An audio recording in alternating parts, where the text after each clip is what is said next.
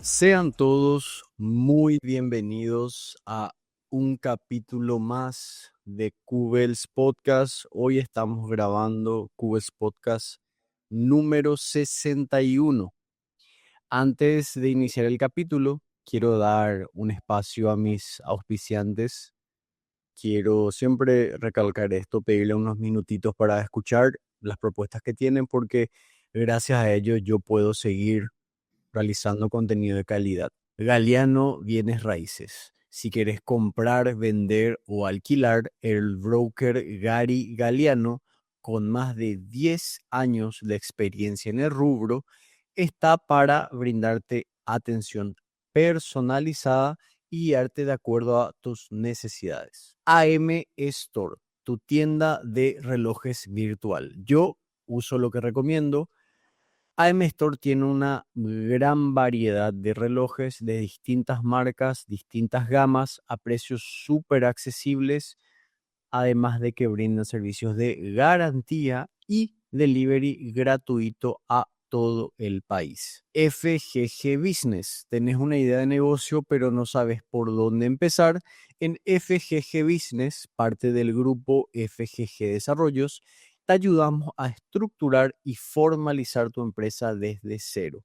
Ofrecemos asesoría personalizada para emprendedores, pymes y empresas que quieran crecer de forma ordenada y profesional. Empezá a construir tu futuro en serio, arma tu plan de negocios, regulariza tu empresa y potencia tu proyecto con FGG Business. Dakar Automotores. Desde Ciudad del Este, Dakar Automotores ofrece vehículos usados a los mejores precios que vas a encontrar en el mercado. En estos 5 años de vida que lleva su empresa, ya han entregado más de 1.700 autos. Recordad que también hacen entrega de vehículos a todo el país. Hoy en Cubes Podcast 61 me acompaña el profe Guinzo. ¿Qué tal, profe? ¿Cómo estás? Muy bien, muchas gracias por la invitación, Alexis, y espero poder brindar algunas respuestas a las muchísimas interrogantes que plantea la educación de nuestro país. Es que es tan complicado, profe, pero antes de empezar eso, te quiero contar una anécdota que me pasó ayer. Vos sabés que uno cree, cuando uno pasa, enseña tantos años, vos sí que ya muchísimo más que yo, y es como que uno cree que ya vio todo, ¿verdad? Ya nada te va a sorprender, ya nada te va a... Y te quiero leer, no sé, ya nada va a decir gran 7, que no pasa nada. Atende esto. Te juro que me pasó ayer y no podía creer eso. Esto en más de 10 años, yo creo que a vos no te habrá pasado tampoco esto. Te voy a leer. Viste que enseño en virtual en la facultad, modalidad virtual, y tienen una sección en su clase que es de, por ejemplo, cuando das álgebra, está la sección de debate y el álgebra en nuestras vidas, y te pide que escribas de cómo usas el álgebra en nuestras vidas. Y bueno, qué sé yo. Y ayer tocó actividad del debate, era límites en la vida cotidiana. Límites del concepto de cálculo, porque estamos viendo funciones y límites. Aunque es una pregunta un poquito difícil, ¿dónde vos ves el concepto de límites en tu día a día? Es un poquito difícil. ¿Vos dónde verías, por ejemplo? Eso te pregunto. Vamos al concepto matemático del límite. Sí.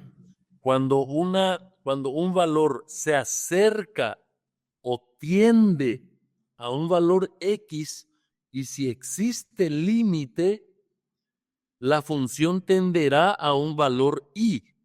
Si existe límite, porque no siempre existe límite, porque hay funciones que son discontinuas, y con funciones discontinuas, vos sabés perfectamente, Alexis, que el límite no existe. Llevado eso a la sociedad, también los límites existen, y cuando no existen los límites, en la sociedad también se genera la discontinuidad. vos sabés, profe, que, bueno, también no te puse contexto, ¿verdad? Pero lo que, viste que es para ciencias agrarias esto, ¿verdad? Ajá. Y te pide que expliques cómo vos vas a el concepto matemático, ¿verdad? De dónde vas a ver vos o cómo vas a aplicar ese límite. ¿Cómo, en qué momento pueden ver límites? ¿Qué sé yo, cuando cargas las baterías? Algo así. Te voy a poner un ejemplo referido al agro, Alexis. Sí, Vos que sos ingeniero agrónomo, manejás seguramente con solvencia la cantidad de veneno que hay que poner para la determinada hectárea para un determinado cultivo. sí, Entonces, yo te pregunto a vos como ingeniero agrónomo, ¿qué pasa si pasamos ese límite? El veneno ya mata lo que queremos proteger. Entonces, eso en matemática se presenta como máximos y mínimos y no nos olvidemos que, volviendo a los términos matemáticos, la derivada, que es la que te permite obtener máximos y mínimos, no es otra cosa que el límite del cociente incremental cuando el incremento tiende a cero. Dicho en términos sencillos, tengo un pico de veneno que puedo poner por hectárea por tipo de cultivo. Si paso ese límite, exactamente. En economía se llama la curva de rendimientos decrecientes. Es decir, no porque yo le ponga más recursos a algo, voy a generar más ingresos. Al contrario, llega a un pico, llega a un límite y a partir de ese punto, como vos muy bien señalaste, es el vértice de una parábola convexa, empiezan los rendimientos decrecientes. sí, así es. Y básicamente, ahí diste un excelente ejemplo. Y bueno, básicamente eso era la tarea. Y no sé si fui muy duro, vos me vas a decir si fui duro. Le puse cero, vos me vas a decir si le debería haber considerado, porque dice, establecer límites claros puede ayudar a proteger nuestro bienestar emocional y físico, así como mantener relaciones saludables en actividades de bienestar. Eso me puso. Y no sé, No, pero está bien. fue muy duro. No, fuiste muy duro. Te pasaste, parafraseando lo que estamos hablando, te pasaste el límite. Le puse cero porque dije, no puede ser. No, no, ni leyó, pero bueno, qué sé yo, capaz el concepto del límite está, ¿verdad? Pasa que el concepto del límite es muy amplio, Alexis. Mm. Y cuando, mira, te voy a contar algo que me impactó, que he visto un video hace unos pocos días, cómo hay que pensar siempre fuera de la caja, fuera de la caja. Es decir, ¿cómo me ayuda el límite matemático en otros aspectos de mi vida? Y si vos salís fuera de la caja y pensás un poco fuera de la caja, te vas a dar cuenta que tiene muchísimas aristas el límite. El video que me impactó, que he visto hace unos días, trataba del tren bala en Japón. Los primeros trenes bala en Japón fueron un suceso mundial, pero tenían un gravísimo problema. Cuando entraban a los túneles, el aire, el fluido que desplazaba dentro del túnel era tal masa de fluido a tal velocidad que cuando salía del túnel, primero salía el fluido, salía con un estruendo impresionante que hacía invivible a los pobladores cercanos a la salida del túnel. No sé si me va siguiendo el ejemplo. Sí, sí, sí, sí. Fue una preocupación de los ingenieros ferroviarios a ver cómo solucionar. ¿Cómo solucionaron ellos este problema? Un ingeniero ornitólogo, para los que nos están escuchando, vale la aclaración que ornitólogo es la persona que mira los pájaros, los clasifica, etc. Este ingeniero ornitólogo empezó a observar un pájaro cómo él cazaba peces de un espejo de agua. Y él veía, este ingeniero veía que entraba a una velocidad extraordinaria en el fluido, porque el agua, igual que el aire, es un fluido, y entraba perfectamente, entraba, y se puso a analizar qué era lo que no le detenía a este pájaro para entrar de la manera que entraba. Y llegó a la conclusión de que era la forma del pico del ave en la que le permitía entrar con esa velocidad y sin el impacto que puede tener el chocar con el agua a una velocidad alta. ¿Cómo termina la película? Hoy los trenes bala tienen ese pico del ave. Tienen ese pico alargado, con lo cual ya no generan ese impacto de ruido y ese desplazamiento de fluido. Por eso digo, Alexis, es muy importante a veces pensar fuera de la caja. Ahí el problema era el ferrocarril, el ruido. Este ingeniero pensó fuera de la caja y un pájaro le dio la respuesta. No sé si respondo a lo que me estaba diciendo. Sí, sí, y me hace también replantearme otra cosa, que estoy seguro que esta es la pregunta que varios alumnos te habrán hecho en su momento. Profe, ¿y esto para qué me va a servir? Es el Todo el tiempo. clásico de todos los alumnos. Pero, sin embargo, ahí diste un perfecto ejemplo de cómo, así lo veo yo, ese razonamiento, eso para mí fue un pensamiento matemático, absolutamente matemático, que a veces yo les intento explicar a los alumnos que lo que ustedes están haciendo, yo les digo, ustedes no se van a ir en el campo a trabajar y van a hacer un trinomio cuadrado perfecto, claro que no, pero vos estás aprendiendo a razonar, a pensar de manera abstracta.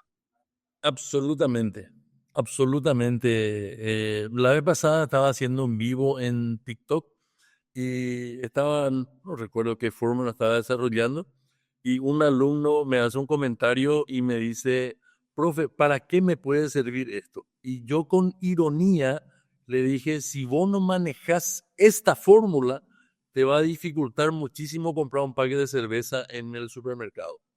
Le dije con ironía. Pero en realidad, la respuesta correcta es, primero, que vivimos en un mundo matemático, vivimos en un mundo numérico. Todo es número, todo es matemática. La música es matemática. De hecho, que los grandes músicos de la antigüedad eran grandes matemáticos y no es Pitagóricos. casualidad. No es casualidad. Sí. Y por otro lado, es cierto, la gente con mucha frecuencia e ironía dice, ¿dónde voy a usar el trinomio cuadrado perfecto? ¿Dónde voy a usar Pitágoras? No, posiblemente no va a usar nunca. Es más, casi seguro que no va a usar nunca. Ahora, el sentido crítico, el pensamiento analítico que te generó ese tipo de cosas, te va a permitir resolver muchísimas circunstancias en tu vida. Estoy totalmente de acuerdo y eso es lo que siempre intento explicarles te cuento un caso particular que viví yo. Cuando yo recién ingresé a la universidad, bueno, vos sabés mejor que yo, que soy ingeniero civil, en Fiuna es mucho más difícil otra vez. Uno tiene que saber para ingresar en la facultad, que en teoría pues uno ya sale del colegio sabiendo todo esto, pero sabemos que eso es mentira, al menos en esta época. No sé si en tu época era así, vamos a hablar un poco de eso.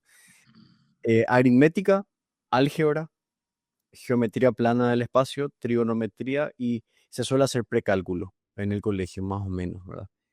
Y estaba en lo de un amigo, yo estaba de vacaciones y su mamá le llamó y le dijo, necesito que me digas cuánto mide. Ellos tienen una estancia que tiene forma de pentágono, ¿verdad?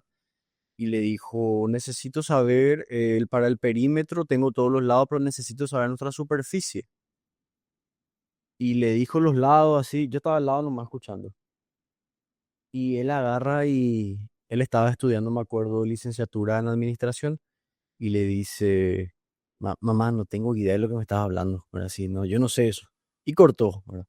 Y le dije, Carlitos, boludo, eso es demasiado fácil, es geometría plana nomás. Te dio todos los lados, ahí tenemos dos triángulos rectángulos, y un rectángulo y podemos hallar. Y me dijo, no, no sé, me estás hablando en chino. Y, y me quedé pensando cómo esa geometría básica que damos en el colegio, ahí por no ser ellos capaces de aplicar eso van a tener que pagar a alguien que probablemente les cobre bastante caro. Y yo siempre les digo a los estudiantes de ciencias agrarias en general, en el campo geometría plana, así básica, van a usar muchísimo. Y muchas veces, Bueno, sí, por no saber, tenés que pagarle a alguien que probablemente te cobre súper caro por algo tan sencillo, tan fácil, que en teoría sabes desde octavo grado. fíjate, Alexis, yo no sé si se alcanza a ver lo que está en el pizarrón desde anoche. Se ve muy bien. Bueno, hice un vivo y les conté a la gente que estuvo en el vivo quién fue Eratóstenes. Si me permití unos minutos muy breves sin entrar a explicar Sí, todo, se ve lisísimo. Eratóstenes fue un griego que él nació en el año 246 a.C. y él se atrevió a pensar fuera de la caja. ¿Qué hizo Eratóstenes? Fue el primer ser humano que midió el radio de la Tierra. ¿Y cómo midió el radio de la Tierra? Con su perspicacia, pensando fuera de la caja, observando el sol y con un palo. Y lo que está ahí es lo que Eratóstenes usó para medir el radio de la Tierra y usó dos rayas paralelas que son los rayos del sol que llegan perpendicular siempre a la Tierra. En un lugar no genera sombra, en el otro lugar sí genera sombra y acá se forma un triangulito chiquitito.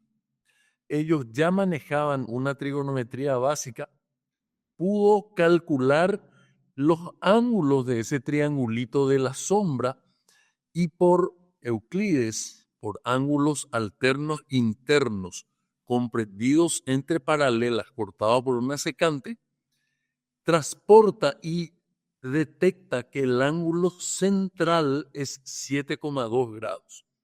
Por otro lado, Eratóstenes midió la distancia que había entre la ciudad de Siena y la ciudad de Alejandría y después hizo una regla de tres simple. Y él dijo, en esa época se medían en estadios las distancias.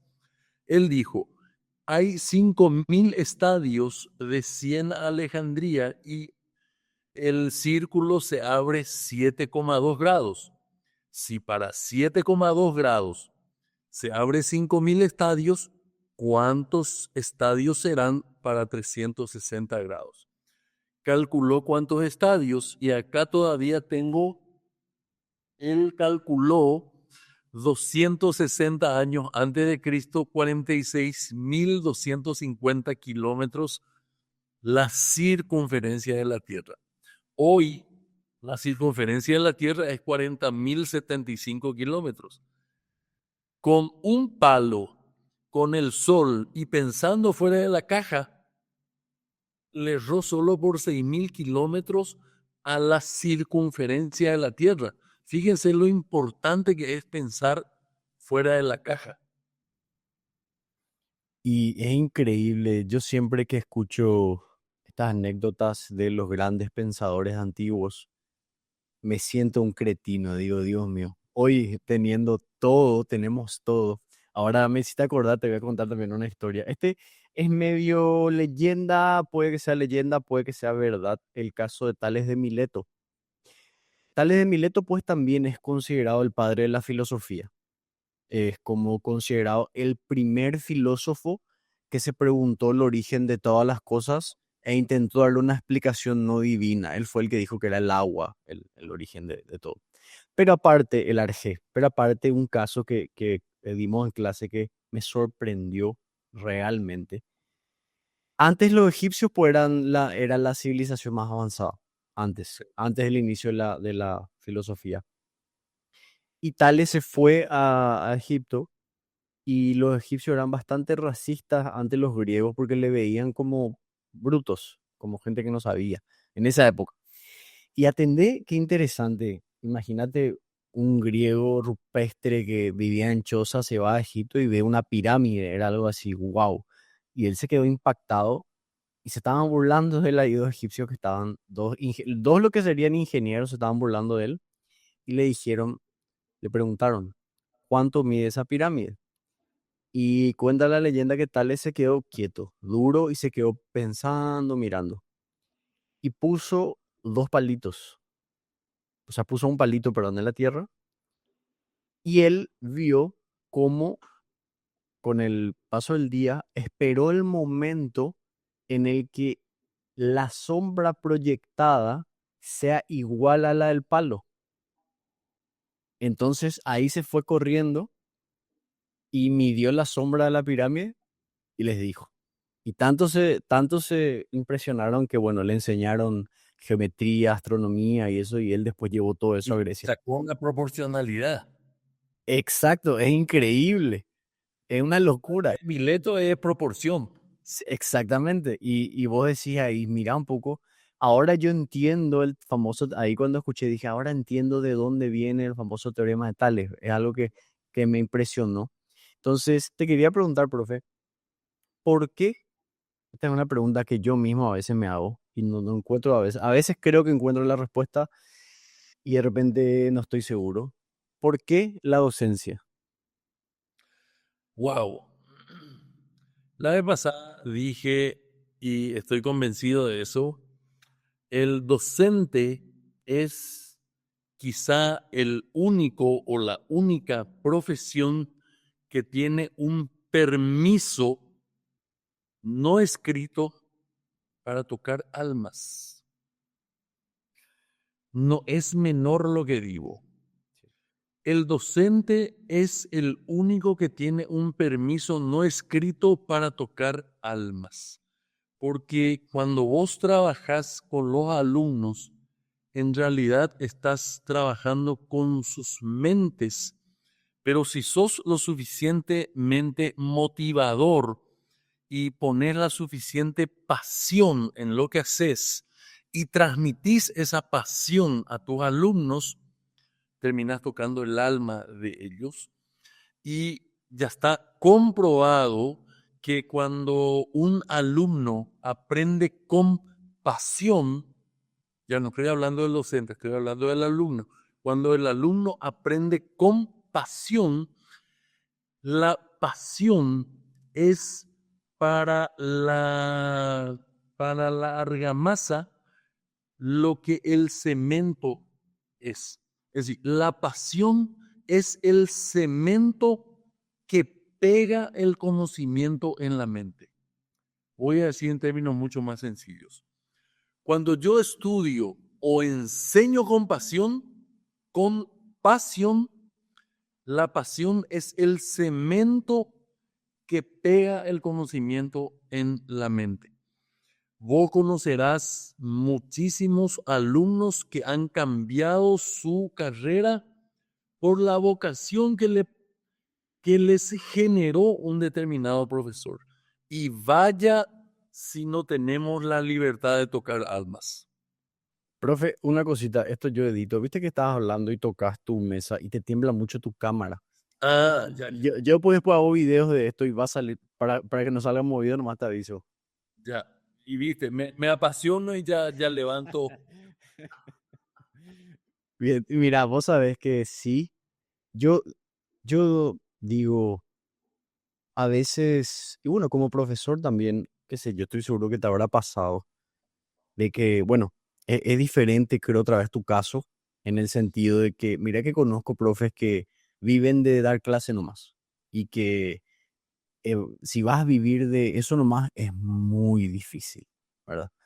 Entonces veo que hay docentes que, por ejemplo, para vivir medianamente bien, porque ni siquiera viven bien, tienen que enseñar, no sé, 700 materias en el día por poca plata y qué sé yo.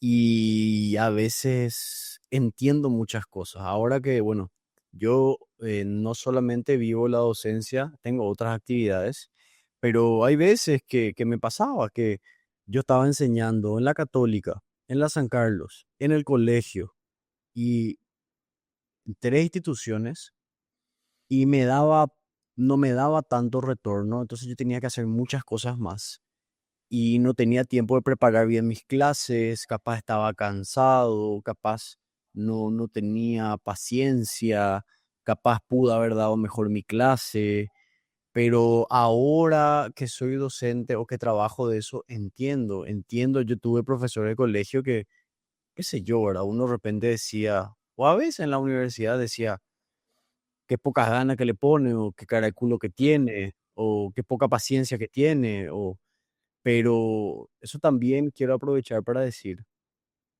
que es fácil juzgar.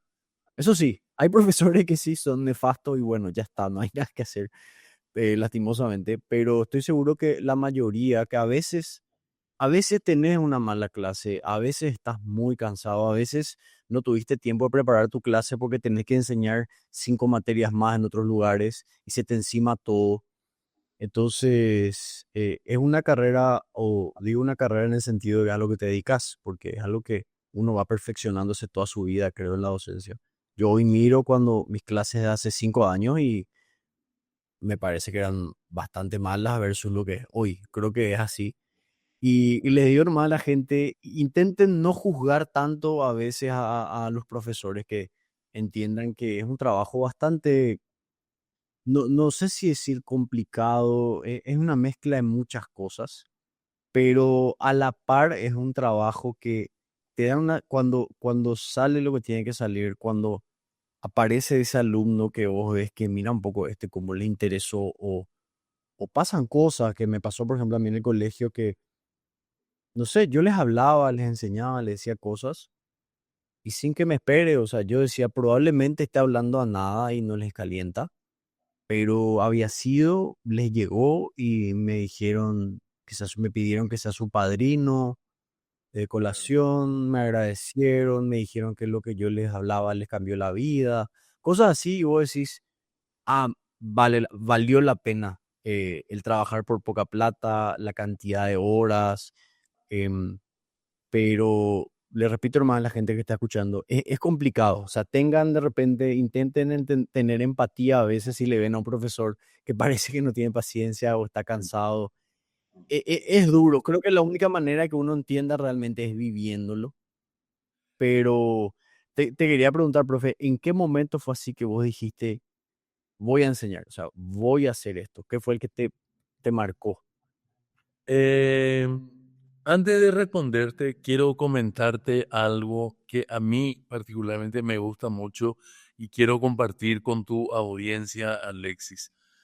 Cualquier ser humano de cualquier nacionalidad, cualquier religión, cualquier idea que tenga acerca de la vida, hay dos fechas que son trascendentales para cualquier ser humano. La primera fecha es cuando nacemos y la segunda fecha, muy importante, es cuando descubrimos para qué. Mucha gente pasa por la vida alegremente sin haber descubierto para qué se les regaló el don de la vida. Entonces, en primer lugar, hay que dar gracias por haber recibido el regalo de la vida. Y en segundo lugar, una vez que descubrimos para qué, seguir esa huella. Y si todavía no descubrimos para qué, trabajar hasta descubrir para qué, porque nadie sirve para todo, pero todos servimos para algo. Eso es categórico. Y te quiero, antes de responder, comentar una frase de Steve Jobs en uno de sus discursos. Dijo, y me encanta, cuando trabajas y haces lo que te gusta, dijo Steve Jobs en una universidad donde le nombraron doctor honoris causa, cuando en tu trabajo vos haces algo que te gusta, se nota, dijo. Y cuando haces algo que no te gusta, se nota más.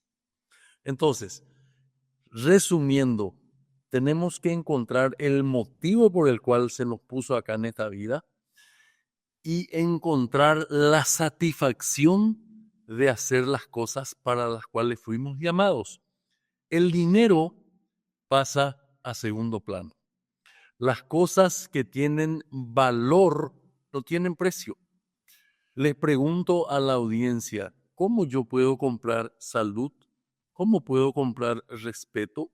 ¿Cómo puedo comprar el amor de mis hijos? Y la lista es interminable.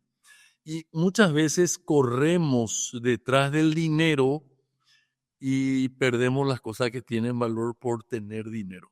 Y ahora te respondo lo de tu pregunta. Y discúlpame que sea muy disparado para cualquier lado. Yo tengo muy claro para qué nací. Mi propósito en la vida es construir, me encanta construir y también me encanta enseñar. Y llegué a esta etapa de mi vida, yo tengo 68 años recién cumplidos. Llegué a esta etapa de mi vida donde digo, ya cumplí con el placer de construir y ahora me quiero dar el lujo, el gusto de enseñar. Y enseño desde hace muchos años. Desde hace muchos años enseñé en muchas universidades privadas, enseñé en Ingeniería de la Nacional, enseñé en muchos lados y siempre porque me gusta. Y parece ser que lo hicimos con tanta pasión que mi señora y yo, que mi señora también es profesional, no ingeniera como yo, pero es profesional de la psicología y gran parte de su actividad profesional es dar charlas de formación en grandes empresas.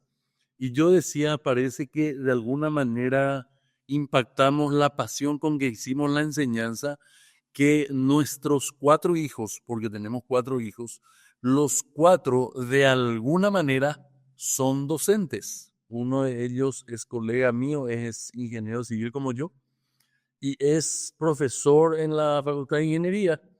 Y los otros dan charlas, dan presentaciones. Así que, bueno, la docencia me acompaña desde tiempo inmemorial.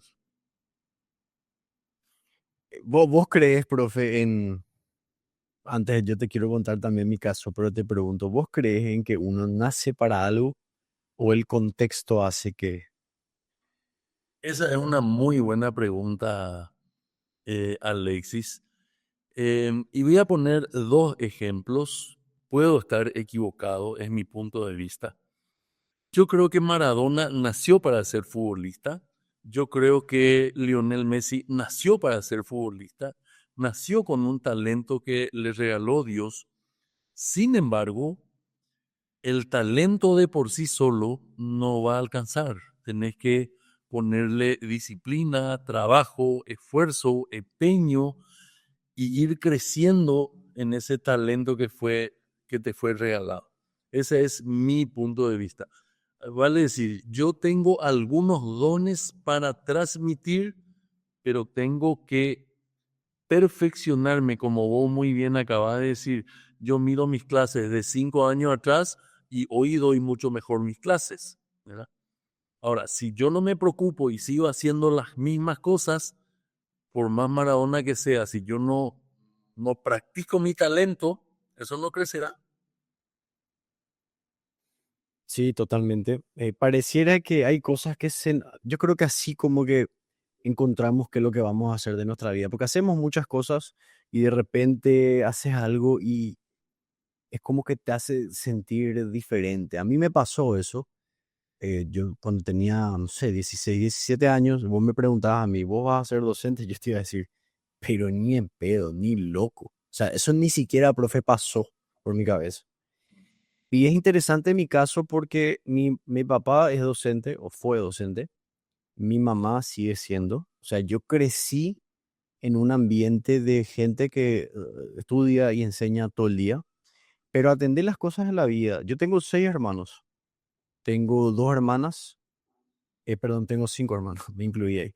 Tengo 4 hermanos y no sé ni cuántos, perdón, 3 hermanos y 2 hermanas, ahí está. Pasa que son hijos de mi papá.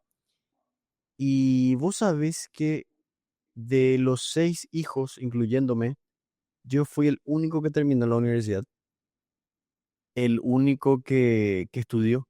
Y yo siempre digo eso, me quedé pensando, qué interesante el hecho de que, siendo que todos ellos, los hijos de mi papá y mi hermano, que sí es de parte de mi mamá también, todos vivimos rodeados de lo que es la docencia, los libros, la enseñanza. Siempre en mi casa gente estudiando.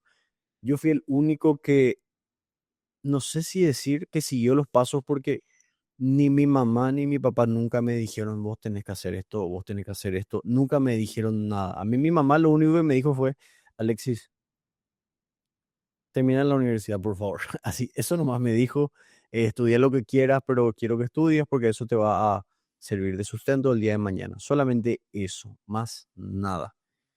¿Y qué pasó, profe, en mi caso? Yo, bueno, estudié mucho para ingresar, muchísimo.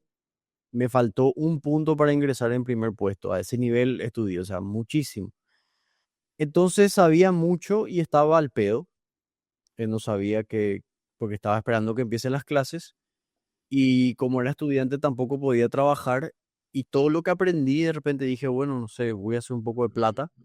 Y mi mamá necesitaba a alguien que le ayude. Y le dije, te voy a ayudar. Yo tenía 17 años. Y empecé a enseñar. Y me pasa algo que yo creo que soy el único, o estoy entre los pocos, que estoy seguro que a vos también te pasa, o pocas son las personas, creo yo, en el mundo que disfrutan de lo que hacen.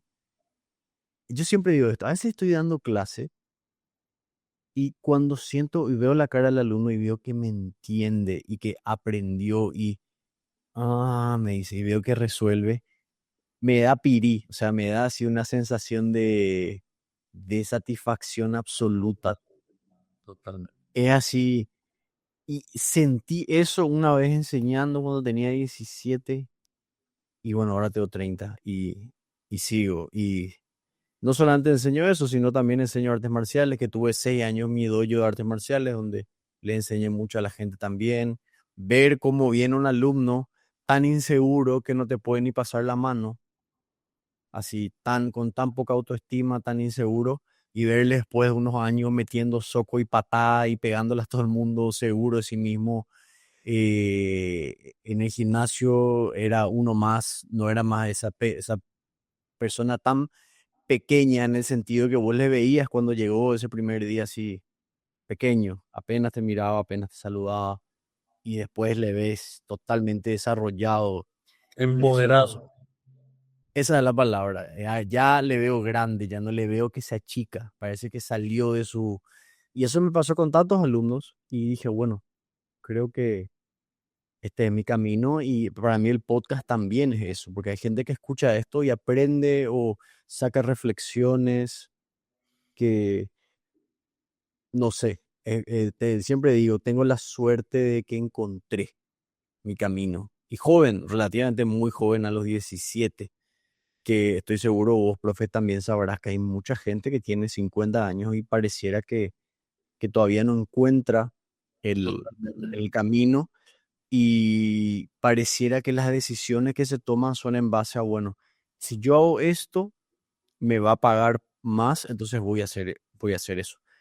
Y a mí, lo que me pasó, que estoy seguro que a muchos también les pasa. Yo elegí mi carrera muy joven, yo soy ingeniero agrónomo, pero yo digo, si yo pudiera retroceder en el tiempo, yo hubiera estudiado o física o matemática, pero me di cuenta ya después, ¿verdad? Dentro de la carrera.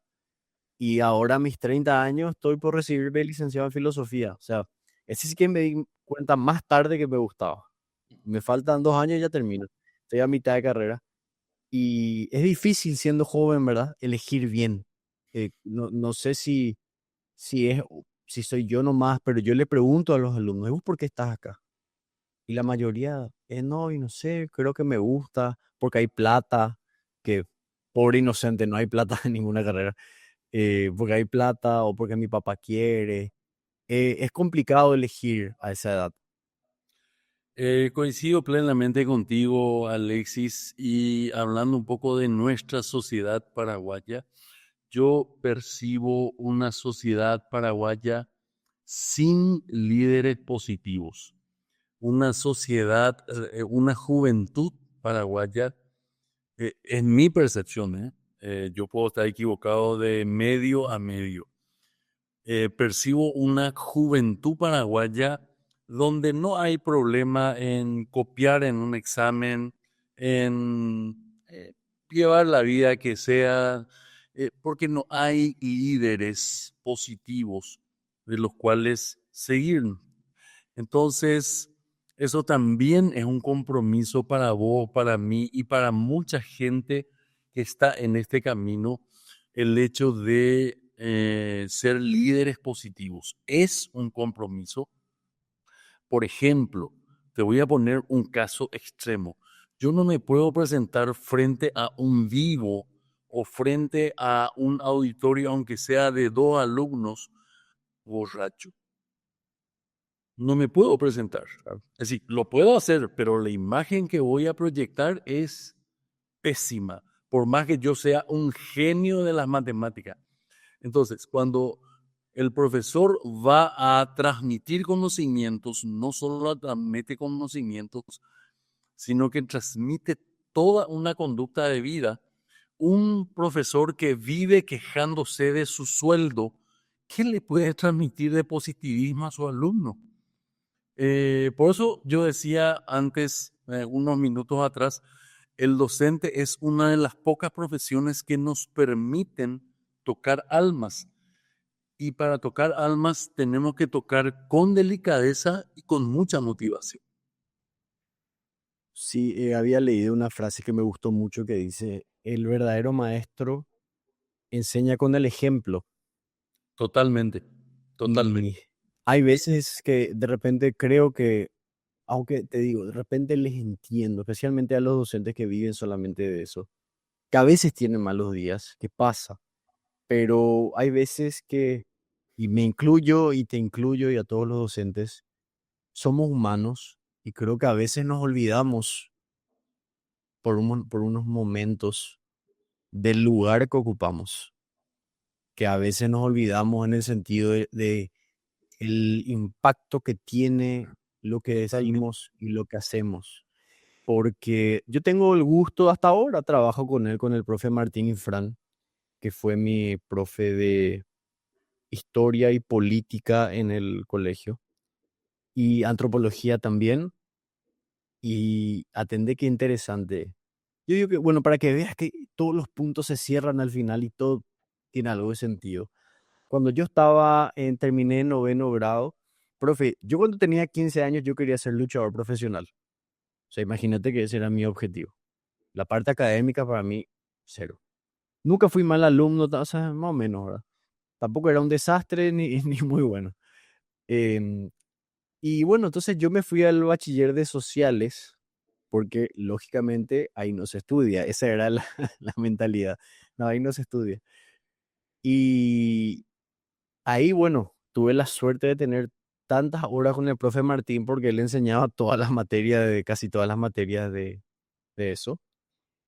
Y yo ya le dije a él y lo digo, el impacto que tuvo él en mi vida fue, él es también otro de los motivos por el que yo dije, quiero ser docente. Ahí me cerró, porque yo pensaba el impacto que tiene él en mi vida y cómo cambió mi forma de pensar. No es que yo piense como él, no es que yo pienso exactamente igual que él, tengo ideas diferentes que él, pero él me dio ese empujón a querer ser una persona culta, a entender el valor del estudio, de estar preparado. Me acuerdo, siempre decía, ustedes no tienen que ser como el paraguayito promedio. ¿De qué es lo que te puede hablar el paraguayito promedio? De pendeja, de fútbol y de jingo. Y de eso nomás te hablan. Usted tiene que ser personas cultas, tiene que saber sobre Roma, tiene que saber sobre filosofía, sobre historia. Y gracias a él me fui y me compré mis primeros libros. Imagínate, Fui, y hasta ahora trabajo con él, tengo esa suerte. Y como en ese momento eso que yo elegí, lo elegía por tomar el camino más fácil, porque no quería estudiar. Y como gracias a eso, bueno, hoy, hasta ahora estoy trabajando con él y estoy estudiando filosofía. Pareciera que hoy, 15 años después, esa decisión tuvo sentido. Las cosas de la vida, nomás digo, y el Total, impacto que tienen, pueden llegar a tener los profesores. total, así mismo. En una oportunidad me dice un colega, andate pues a la escuela tal en Sajonia y hablarle de lo que vos estás haciendo en las redes. Es una actividad de preclase. Andate pues, ¿y por qué en esa escuela? Y porque fue en mi escuelita y yo quiero que vos te vayas. Yo no sé de qué le di a hablar, Antonio, le digo. Vos vas a ver, andate. Me fui en la preclase, una siesta muy calurosa de los comienzos de febrero. Y empiezo a hablar, habían 4 profesores obligatorios, me escuchan, no sabía exactamente de qué iba a hablar. Y van cayendo los profesores y así como yo golpeo la mesa acá y hace vibrar la pantalla, me emocioné y empecé a levantar la voz y en un momento dado le veo a una de las profesoras llorando. Se le escapa una lágrima. Estaba llorando la profesora. ¿Y por qué llora? No estaba pelando cebolla yo. ¿Por qué llora? Porque me emocioné y me emocioné y ya en un tono alto, emotivo y pasional le dije que al lado mío, con 13 años, un Nita, y como yo estaba sentado y estaba dando clase, y los profesores que nos estaban dando clase en el colegio en ese momento, ¿qué iba a saber que el Nita y que estaba sentado al lado mío con 13 años es el presidente actual de la República? Y me refería a Horacio Cartes. Y eso le impactó a esta señora y se le escapó unas lágrimas. Sí, yo fui compañero de banco de Horacio Cartes. Entonces, ¿cuál era la lectura? No sabemos qué alma tocamos. Mm. No sabemos qué diamante en bruto está sentado escuchándonos. No sabemos si va a ser un premio Nobel, presidente de la República o a dónde va a llegar este buen hombre o esta buena mujer que nos está escuchando. Por eso que es altísima la responsabilidad que nos dan cuando tocamos almas. Horacio Cartes fue tu compañero de colegio. Sí. Y cuento una anécdota más.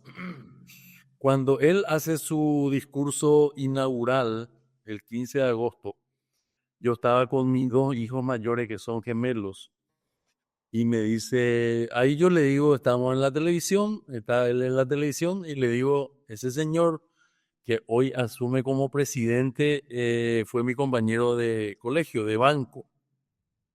Y uno de los mellizos me pregunta y me dice, papi, ¿y él se va a acordar de vos? Entonces le dije, no sé. Lo que sí estoy seguro, le dije, que si yo estaba dando el discurso, él se acordaba de mí. Claro. Así nomás. Bueno, Y te pregunto, esto ya te pregunto nada que ver, ¿verdad? Pero, eh, ¿por qué estamos hablando de los líderes positivos y demás? Saliendo un poco de ese tema de la educación. Hoy, hoy pareciera ser que, bueno, como dijiste al principio, vos y yo compartimos un poco bastante la forma de pensar, la ideología liberal. ¿Y qué te parece respecto a eso, la situación actual? Porque yo veo, bueno, como que el liberalismo estuvo sepultado mucho tiempo, especialmente acá, y que ahora, con lo que pasó en Argentina, parece ser que está viniendo con todo, ¿verdad? tengo un poco, bueno, por algo nomás luego estamos trabajando, ¿verdad? Yo estoy militando con la parte de los liberales. ¿Qué opinás sobre eso?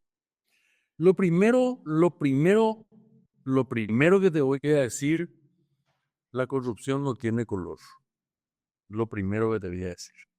Cuando yo hablo en grupos de amigos y yo me presento como liberal de ideología, lo primero que me sacan en cara, me empiezan a dar nombres de liberales que no tienen un papel muy limpio. Entonces yo le digo, no importa el color de pañuelo que tengas en tu cuello. Si sos bandido, tus huesos tienen que ir a la cárcel. No importa si sos colorado, rojo, verde o azul. Eso por un lado. ¿Por qué te digo eso? Porque el Paraguay como sociedad está infestado de corrupción en todos los niveles. Eso por un lado. Y por otro lado, mi visión es que el ser humano como especie va caminando a pasos agigantados hacia la libertad. Vos fíjate, vos que estudias filosofía, que estudias historia, basta que nos remitamos 200, 300, 400 años atrás, el hombre no tenía la libertad que tiene hoy. Es decir, la tendencia que yo veo, el hombre camina hacia una mayor libertad. Y cuando yo digo libertad, es libertad de pensamiento, libertad de culto, libertad económica, libertad de expresión, libertad en tanto y cuanto no lastime, no lesione derechos de terceros. Exactamente, y acá entra este famoso que confunde la gente del liberalismo. Famoso es, el liberalismo es el respeto al proyecto, respeto irrestricto al proyecto de vida del otro, ¿verdad? Pero eso no significa que uno pueda hacer lo que quiera y que nosotros porque somos liberales no podemos decir nada. Se trata de, siempre que lo que dijiste, que tu proyecto de vida no daña a otros, punto uno, es aceptable. Punto dos, si es que tus ideas o tu estilo de vida para mí no son moralmente correctos, yo los puedo criticar o yo puedo decir que yo no estoy de acuerdo. Lo que yo no puedo hacer es prohibirte o censurarte. Eso es lo que la gente no entiende. Es que un aspecto del liberalismo es criticar, es opinar libremente. Claro. ¿Cuál sería la libertad que yo tengo que yo no puedo expresar mi opinión? Eh, eh, yo estoy en muchos grupos de WhatsApp, como estarás vos y estarán los oyentes, y es un mensaje muy común. En este grupo no se habla de política ni de fútbol. Entonces yo pregunto, ¿dónde se habla? Si acá no se habla, ¿dónde se habla o cuándo? ¿Por qué no podemos hablar de política si vamos a hablar con respeto? Ahora, si yo te insulto y si te falto el respeto, en ningún lado se puede hablar con falta de respeto. No. Es decir, ¿qué te quiero decir con eso, Alexis? La gente es reacia. No, no hables de política. ¿Por qué no podemos hablar de política? Hablemos de política. Yo no te voy a faltar el respeto. Vos no me falta el respeto. Vamos a intercambiar ideas, que es la forma de crecer, es mi punto de vista. Y estemos de acuerdo en estar en desacuerdo, sin Claro, pelearnos. podemos estar en desacuerdo. Es genial la diversidad. Y yo siempre pongo el mismo ejemplo. Imagínate el caos que sería solamente la ciudad de Asunción si a todos los hombres nos gustase la misma chica. Dios mío, sería un escándalo. Por suerte que tenemos gustos diferentes, si no, sería un escándalo. Claro. Si a todos nos gustase la misma cosa. ¿Eh? Sí, totalmente. Y es interesante el hecho de, yo pienso como vos que la libertad para mí la libertad es una cuestión ontológica, o sea, forma parte del ser humano. Totalmente. Y bueno, hay gente que hoy sigue o insiste en más Estado, más Estado, más autoritarismo, más autoritarismo. Y yo creo que es porque nunca nomás vivieron el autoritarismo de verdad. La gente que vivió el autoritarismo y que vivió la dictadura o cualquier tipo de, no digo solamente la de acá, cualquier tipo de dictadura, lo que vienen de Venezuela, la gente que viene de Cuba. Si bien es fácil quejarnos de Paraguay, porque acá es cierto, Paraguay no es perfecto y nos quejamos hasta por deporte, pero cuando vos hablas con un cubano, vos hablas con un venezolano, te dicen, ustedes no saben lo que tienen. Y es interesante una cosita de gente que vivió en el exterior, profe, gente que vivió en Alemania, gente que vivió en Europa, en cualquier otro país, España, Alemania, inclusive gente que estuvo por países nórdicos, gente de Francia. Yo les pregunto, que están acá en Paraguay, que me cruzo? ¿Dónde? Otro cliente australiano, estoy acordándome. Hablé con un uruguayo el domingo, un millonario que anda en Porsche, tiene Rolex, así, no sé, viene de Uruguay para nosotros es lo máximo. Y él, Paraguay. Y todos estos casos que te di, todo el mundo me dice, Paraguay. Paraguay es el país de la oportunidad y que acá el gobierno, si bien hace muchas cosas, no hace bien, pero lo que me cuentan es que allá el Estado se mete demasiado y que las personas no se sienten libres. Es lo que yo veo, o lo que me cuentan. Mira, Latinoamérica en general, salvo contadas excepciones, es populista. Y hay una frase que escuché una vez que me encantó y la incorporé. Si los latinoamericanos fuésemos dinosaurios, votaríamos por los meteoritos. Sí, ¿Se entiende? lastimosamente. Pero escúchame, los meteoritos son los que nos extinguieron. Sí, papá, estamos votando a la gente que nos está extinguiendo. Y con Paraguay, te quiero dejar un concepto personal. Si bien es cierto, es un país de oportunidades, es una macroeconomía muy ordenada, tenemos muchísimos aspectos muy positivos. Sin embargo, nos estamos comiendo a pasos agigantados esa estabilidad económica. Nuestra deuda externa paraguaya creció en muy pocos años de 1.400 millones, 1.600 millones. Hoy estamos rondando los 17.000, 18.000 millones.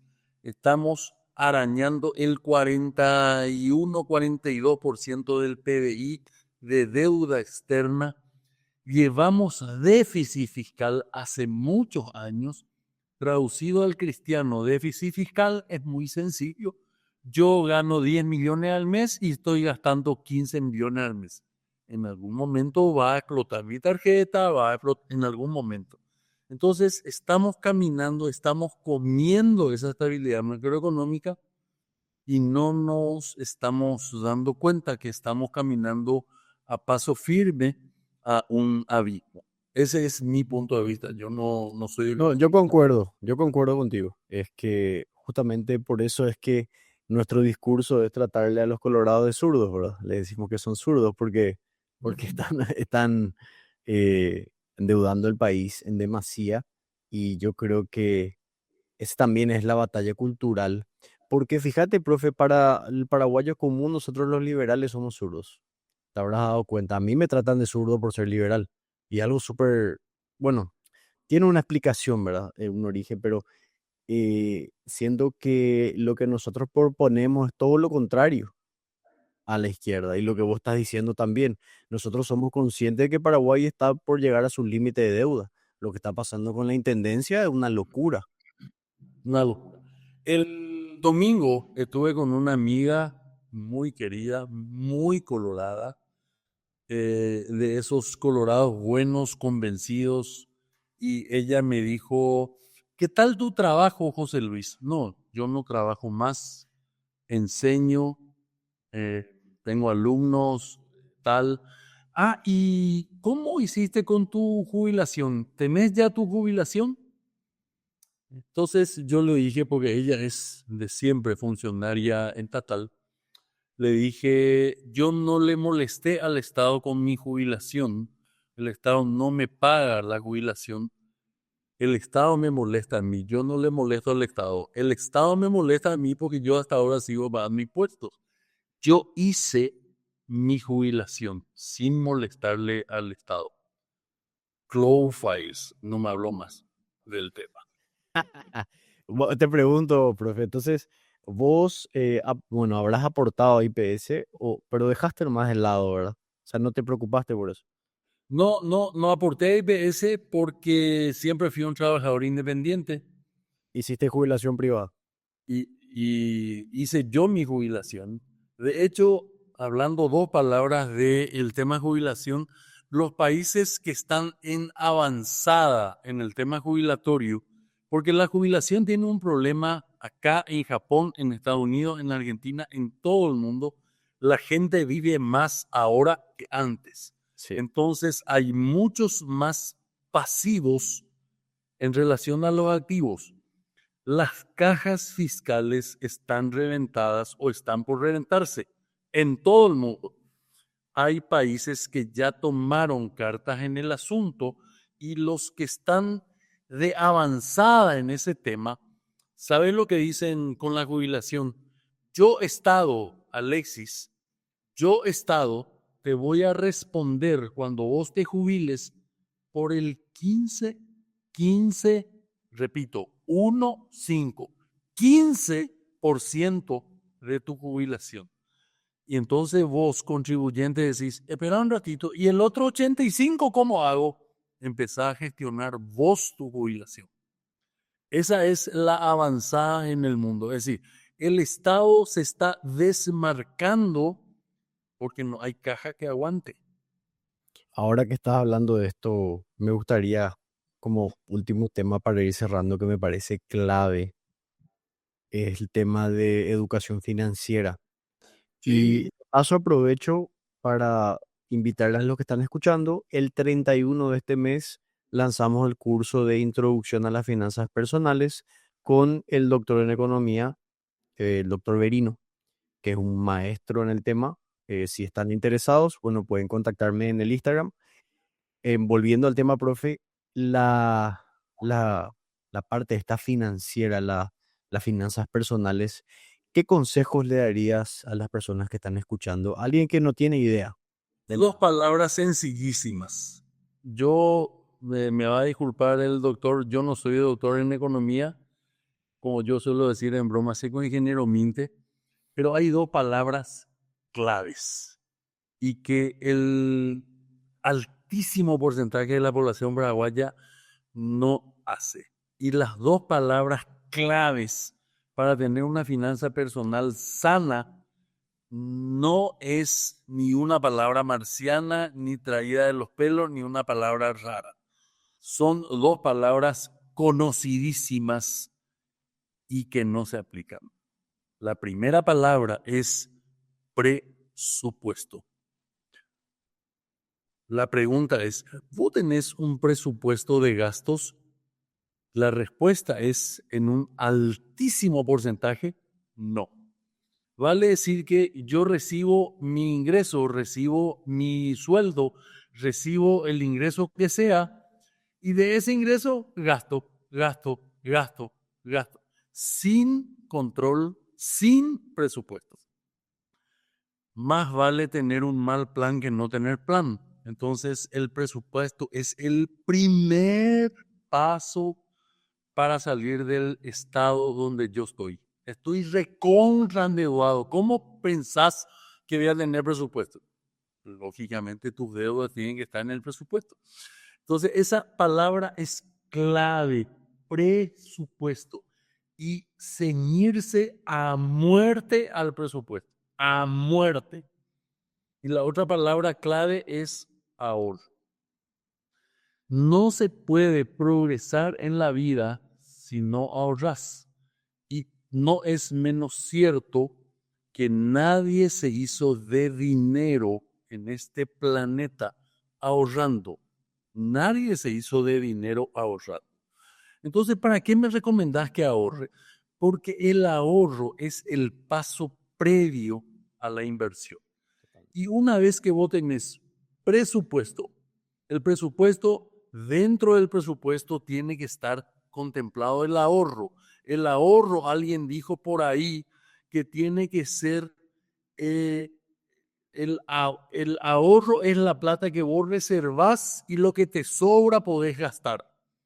Y la gente dice, yo voy a ahorrar cuando me sobre plata. Al contrario, primero tenés que sacar la plata del ahorro y lo que sobra es para gastar. Entonces, primera parte, presupuesto. Dentro del presupuesto tiene que estar contemplado un porcentaje de ahorro. La segunda palabra clave es ahorro, y en las dos palabras, tanto presupuesto como ahorro, requieren disciplina. Y la tercera palabra que te va a empezar a catapultar a otros niveles de finanza es que el ahorro se empiece a convertir de a poco en inversión. Entonces, cuando vos llegas a un grado de inversión, y no hace falta tener $100,000, con $100 yo puedo ya, o 500,000 guaraníes, yo ya puedo empezar a invertir. Cuando empezás a invertir, a partir de ese momento, y no importa el monto, el dinero lentamente empieza a trabajar para vos. Eso también es un mito que está instalado acá, que solamente los millonarios pueden invertir. Es más, desde 50.000 inclusive uno ya puede invertir, que, bueno, tarea para los muchachos que estén escuchando, Lo mismo investiguen. que te voy a decir con respecto a finanzas personales. El ahorro, Alexis, es como la lectura, es un hábito. Yo no puedo tener, cuando me sobre 3 millones de guaraníes voy a ahorrar. No, papá, ahorrar 20,000 guaraníes por semana, poner una gomita, esa plata no existe. A fin de mes tenés 80,000 guaraníes, a fin de año tenés 960,000 guaraníes. Abrí una cuenta y va a ver cómo da gusto, cómo ver que el chanchito engorda. Eso mismo. Cuando quiera me puede invitar a una charla de finanzas, pero así informal. Sí, sí, sí, sí. Y investiguen un poco, muchachos, los fondos de inversión, que es una caja mutual, fondos mutuos. Eso vamos a ver en el curso que vamos a lanzar ahora y en serio se van a sorprender. Yo tenía instalado el discurso de que solamente los millonarios pueden invertir y No, no, no, no es así. en No es así. absoluto. Entonces, profe, muchísimas gracias por tu tiempo. Antes de terminar, te quiero pedir, me gusta pedirle a los invitados unas palabras finales y algún libro que quieras recomendar si tenés ahora mismo alguno en la cabeza que crees que les pueda gustar a los que están escuchando. Las palabras finales que les puedo decir ahora, jóvenes, como dice la Biblia, hay un tiempo para nacer, hay un tiempo para amar, hay un tiempo para morir y hay un tiempo para prepararse para la vida. Y cuando somos jóvenes, este es el tiempo para prepararse en valores, en conocimientos. Y si hay un libro, les puedo mencionar 2 o 3 libros cortitos. El primer libro que les mencionaría, les recomendaría, es corto, muy sustancioso, es Secretos de una mente millonaria. Un libro muy, muy interesante. Y otro libro cortito, también muy sustancioso, El hombre más rico de Babilonia. Y por último, otro libro cortito, muy cortito, es un cuento, pero muy, muy bien elaborado, es El Caballero de la Armadura Oxidada. Excelente, excelente, profe. El segundo que mencionaste leí y de ahí yo quité mi presupuesto 70-20-10. Genial. A mí ese me sirvió bastante. Te recomiendo que leas Secreto de una mente millonaria. Te va a volar la cabeza. Tienes 18 pensamientos de poder. El autor dice que si vos haces esos 18 pensamientos de poder, no tenés ni una sola posibilidad de no ser multimillonario. Yo estoy peleando todavía con el primer pensamiento, Alexis. Cero queja. Creo que no es el de Napoleón Hill. No, no, no, no. Napoleón Hill, el libro más famoso de Napoleón Hill es Piense y hágase rico. Sí, sí, sí, sí, No, sí. pero este es el libro más corto y es Secreto de una mente millonaria. Sí, acá está, acá está. Sí, sí, sí, El sí. primer pensamiento, cero queja. Estoy todavía peleando con ese primer pensamiento. Está complicado ese. Ay, Muchísimas gracias, Alexis, por la oportunidad que me diste de estar en contacto con tu público. Realmente me siento muy honrado que me tengas en cuenta, ¿eh? no, profe, muchísimas gracias a vos por tu tiempo. Muchísimas gracias a las personas que estuvieron hasta el final del capítulo. Y una vez más, un agradecimiento muy especial a los auspiciantes, Galeano Bienes Raíces, AM Store, FGG Business y Dakar Automotores. Recordá que si te interesa, puedes ser auspiciante del podcast. Tenés el enlace para contactarme en la descripción. Muchas gracias, profe. Muchas gracias a todos. Y nos vemos en un capítulo más de QS Podcast. Chau, chau. Gracias, gracias. Hasta luego. Bueno,